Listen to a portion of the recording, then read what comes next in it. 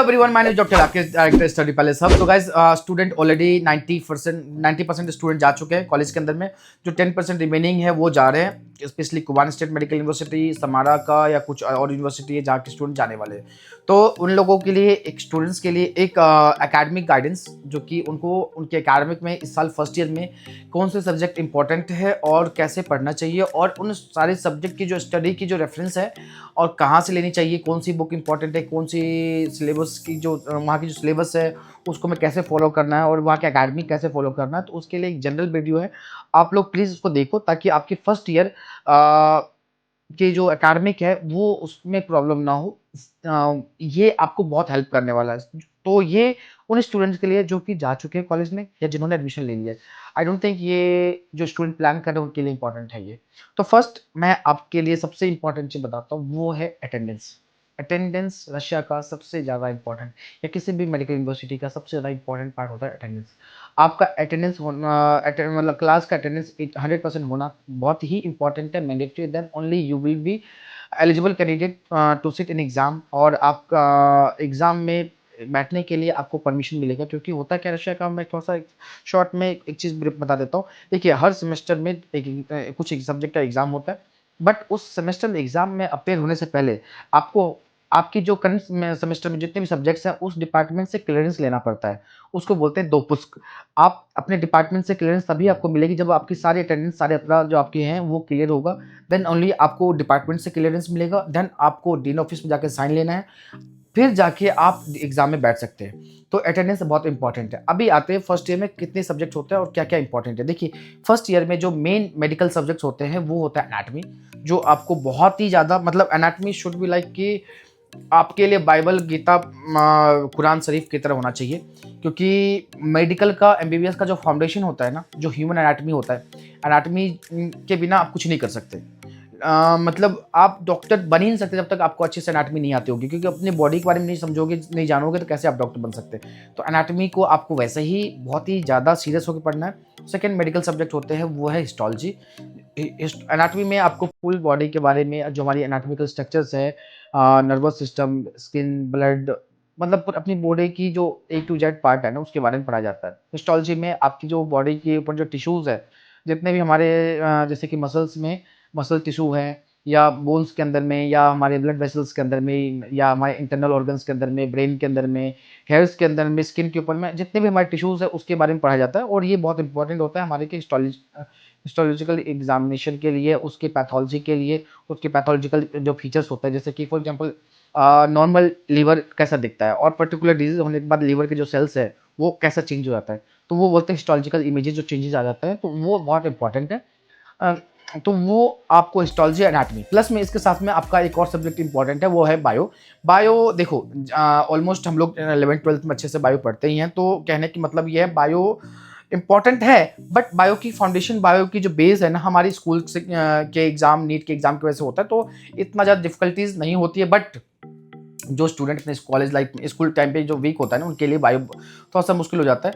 तो आपके लिए इंपॉर्टेंट है एनाटॉमी, हिस्टोलॉजी एंड बायो। इस इन तीनों सब्जेक्ट के अलावा रशिया में क्या होता है, डॉक्टर्स को not only medical education as a doctor जो पढ़ाया जाता है, साथ में उनको नर्सिंग, जो कि मेडिकल स्टाफ, जो नर्सिंग स्टाफ होता है, उनके काम, मतलब वो काम भी सिखाया जाता है ताकि डॉक्टर दोनों काम कर सके।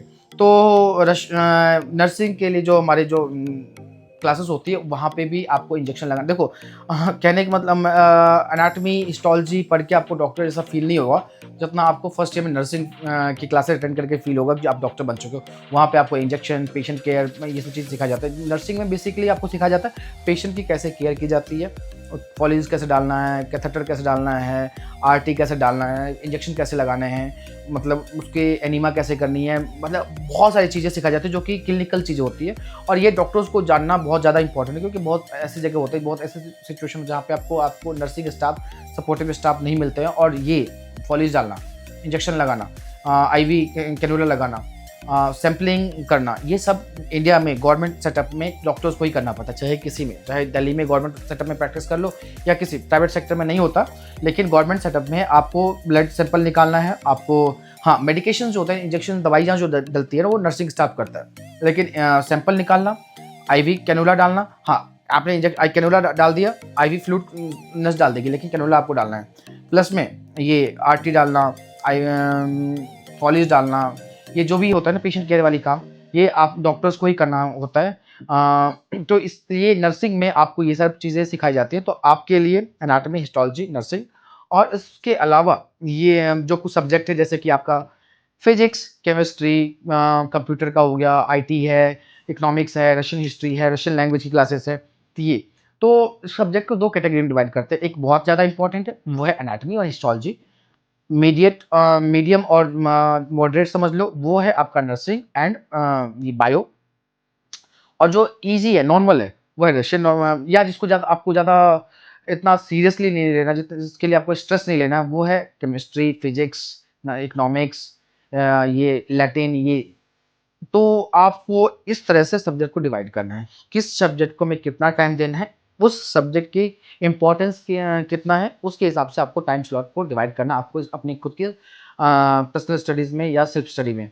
अब आता है एग्जाम के पैटर्न। देखो वहाँ पे जो मेजर सब्जेक्ट होता है उसके एग्जाम्स होते हैं, और जो मेजर सब्जेक्ट नहीं है उसके एग्जाम नहीं होते हैं, और उसके होते हैं जांचोत। जांचोत होता है, देखो जो सब्जेक्ट सिर्फ एक सेमेस्टर के लिए होता है उसका एग्जाम नहीं होता है, सिर्फ जांचोत होता है। और जो सब्जेक्ट एक सेमेस्टर से ज़्यादा होता है उसका होता है एग्जाम। जैसे लेट्स सपोज एनाटॉमी की बात करते हैं, तो एनाटॉमी 3 सेमेस्टर का है, बायो 2 सेमेस्टर का है, केमिस्ट्री ये हिस्टोलॉजी 2 सेमेस्टर का है। तो समझो आपका जो मॉडरेट और मीडियम और जो मतलब इम्पोर्टेंट जो है, दो जो मैंने क्लासिफिकेशन बताया था, ये सब्जेक्ट के एग्जाम्स होते हैं। और जो मैंने लास्ट का कैटेगरी बताया, जो जिसको आपको सीरियसली नहीं लेना है, उतना ज़्यादा स्ट्रेस नहीं लेना है जिसके लिए, उसका एग्जाम नहीं होता, उसके लिए जांचोद होता है। अब जांचोत में क्या होता है, जांचोत में क्लास टेस्ट होता है। जांचोत में क्लास टेस्ट ऐसा होता है कि आपको क्लास में ही जाके एग्जाम देने हैं, और क्लास टीचर आपकी जो होती है वही एग्जाम लेती है। लेकिन एग्जाम्स जो होते हैं उसका एक प्रॉपर एग्जाम होता है, डेट्स आते हैं। जांचोत का भी डेट होता है लेकिन वो क्लास में ही होता है। उसकी उसमें क्या होता है, जो 3-4 ग्रुप का एक डेट आएगा, फिर वहाँ पे जाके क्वेश्चन पेपर मिलते हैं, उस वेरिएंट मिलता है, एग्जाम देना पड़ता है, एक अलग सिस्टम है। और उसमें रेटिंग्स, मार्क्स सब कुछ इंपॉर्टेंट है, और इवन जांचोत में भी इंपॉर्टेंट है, बट जांचोत और एग्जाम दोनों चीज़ें डिफरेंट है। तो ये एनाटॉमी, हिस्टोलॉजी, बायो, नर्सिंग, इसको आपको सीरियसली लेना है। बाकी जो सब्जेक्ट है उसको आपको उतना ज़्यादा टाइम नहीं देने। अब आ गई बात इनकी जो एकेडमिक की जो सोर्सेज है, कहाँ से पढ़ना है, क्या चीज़ें, कौन से स्टडी मटेरियल को हमें फॉलो करना है। तो सबसे पहले आप किसी भी यूनिवर्सिटी में हैं, जो वहाँ के जो इंपॉर्टेंट लेक्चर्स जो मिलता है आपको एनाटॉमी के, हिस्टोलॉजी के, नर्सिंग के, केमिस्ट्री के, फिजिक्स के, बायो के, जो भी है, वो एक बहुत ही इंपॉर्टेंट सोर्स है। आपको अपनी यूनिवर्सिटी के लेक्चर सोर्स को ही फॉलो करना है सबसे पहले। क्योंकि होता क्या है, जो यूनिवर्सिटी के जो लेक्चर्स में जो लिखे होते हैं वो क्वेश्चन तो आना इंपॉर्टेंट है ही, मैंडेटरी है ही। इसके बाहर से क्वेश्चन आते हैं, लेकिन आंसर्स भी जो होता है ना, वो आपके लेक्चर का ही कंसिडर किया जाता है। तो इसलिए आप प्लीज़ जो भी सब्जेक्ट है उसके लिए आप अपने जो यूनिवर्सिटी के जो लेक्चर्स है उसको फॉलो करना है सबसे पहले। उसके अलावा एनाटॉमी के लिए जैसे इंडिया में बीडी चौरसिया या अलग बाकी बुक्स जो मतलब फॉलो करते हैं। इमेज के लिए हम मतलब एनाटॉमी की इमेज वाला भी होता है, क्वेश्चंस भी होते हैं इमेज में शोइंग का, जिसमें हमें शो करना पड़ता है जो एनाटॉमिकल बॉडीज होते हैं, अलग अलग पार्ट्स होते हैं। उसमें एटलस की बुक होती है। तो कहने का मतलब है, यहाँ पे आपको एटलस की इमेज के लिए आपको बुक एक रखनी चाहिए, लाइब्रेरी से इशू करवा लो। और बाकी जो बीडी चौरसिया सफिशिएंट है, नहीं तो आपकी यूनिवर्सिटी के लाइब्रेरी में इंग्लिश की बुक जो भी अवेलेबल है, जो भी दिया जा रहा है, वो आप रख सकते हो। हिस्टोलॉजी के लिए इंडिया में इंदरवीर सिंह की बुक्स को लोग ज़्यादा प्रेफर करते हैं, और उसके जो इमेजेस जो आते हैं उसके बुक्स में, वो काफ़ी है।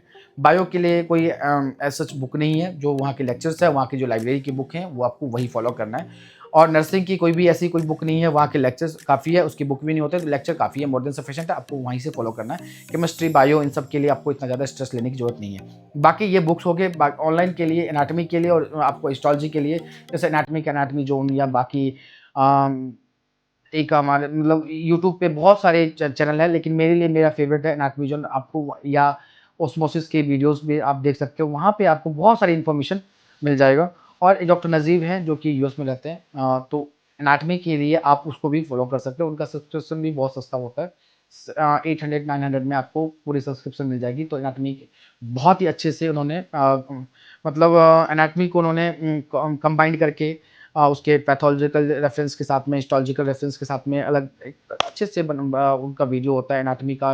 उसमें फिजियोलॉजिकल उसके जो क्या-क्या यूजेस हैं, क्या फंक्शन है, कैसा है, वो भी अच्छे से उन्होंने वीडियो बनाया हुआ है। तो आप डॉक्टर नज़ीम को भी फॉलो कर सकते हो, बट उसके लिए आपको उसकी सब्सक्रिप्शन लेना पड़ेगा। और यूट्यूब पे जैसे बहुत सारे यूट्यूब चैनल है एनाटॉमी जोन जैसा तो वीडियोज़ उस पे आप देख सकते हो, वहाँ से आपको चीज़ें मिल जाएगी। बायो के लिए आप ऑस्मोसिस के वीडियोज़ को भी फॉलो कर सकते हो, वहाँ से भी आपको बहुत सारी इन्फॉर्मेशन मिल जाएगी। लेकिन मेन इम्पोर्टेंट होता है जो यूट्यूब, देखो यूट्यूब वगैरह ना जो वीडियोज़ होते हैं वो रिवाइज़ करने के लिए, लेकिन जो आपको पढ़ना चाहिए बुक से पढ़ना चाहिए। और स्पेशली मैं फर्स्ट ईयर के, सेकंड ईयर, थर्ड ईयर के स्टूडेंट्स को यही बोलूँगा, मैं जब खुद भी स्टूडेंट था या कोई भी स्टूडेंट होता है जो सीरियस स्टूडेंट होता है वो बुक को फॉलो करता है। बुक में जो चीज़ें पढ़ने का जो मज़ा है ना, अब बुक में जो आपको इन्फॉर्मेशन मिलता है, होता है क्या ना, वीडियो में आपको वही चीज़ें मिलेंगी, वही चीज़ें आपको दिया जाता है जो कि उसका समरी। लेट्स सपोज़ कि कोई वीडियो है, कोई टॉपिक है, तो उसकी जो समरी जो आपको एक वीडियो बनानी है, वीडियो में एक लाइन टू लाइन नहीं समझाना होता है, उसमें एक समरी बना के आपको मतलब वहाँ पे अपलोड करते हैं। बट जो बुक्स में होता है, बुक्स में क्या होता है, जो ए टू जेड इन्फॉर्मेशन होती है, ब्रीफ में होता है, अच्छे से होता है, तो आपको वहाँ से चीज़ें फॉलो करनी है। तो गाइज़ ये है फर्स्ट ईयर की जर्नी, आपको बहुत ही अच्छे से उसको कंप्लीट करनी है ताकि आप सेकंड ईयर में जा सको। क्योंकि होता क्या है, जो ज़्यादातर जो रेस्ट्रिक्शन होते हैं, बच्चे एक्सपेल होते हैं first year, second year, third year. First year, second year, third year में जो बच्चा सेफ रह जाता है, जिसकी कंप्लीट कर लेता है, उसको ईज़िली डिग्री मिल जाती है। तो आपको अपना जो फर्स्ट ईयर में, क्योंकि होता क्या है, आप बिल्कुल फर्स्ट टाइम जा रहे हो, वहाँ का डिफरेंट क्लाइमेट, वेदर अलग है, सब कुछ अलग है, आपको एडजस्ट भी करना है, वहाँ पे अडैप्ट भी होना है। फिर आपके एकेडमिक भी है, उनको भी मैनेज करना है, फूड सब कुछ अलग होता है।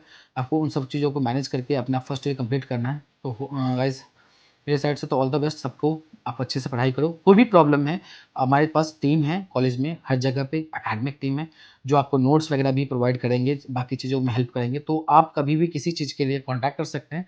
नोट्स के लिए, एनाटॉमी के नोट्स के लिए, हिस्टोलॉजी के नोट्स के लिए, या कोई भी आपको ई-बुक नहीं है, तो ई-बुक के लिए हम एसपीएच आपको हर चीज़ प्रोवाइड करने वाली है। Thank you so much guys, मिलते हैं नेक्स्ट वीडियो में।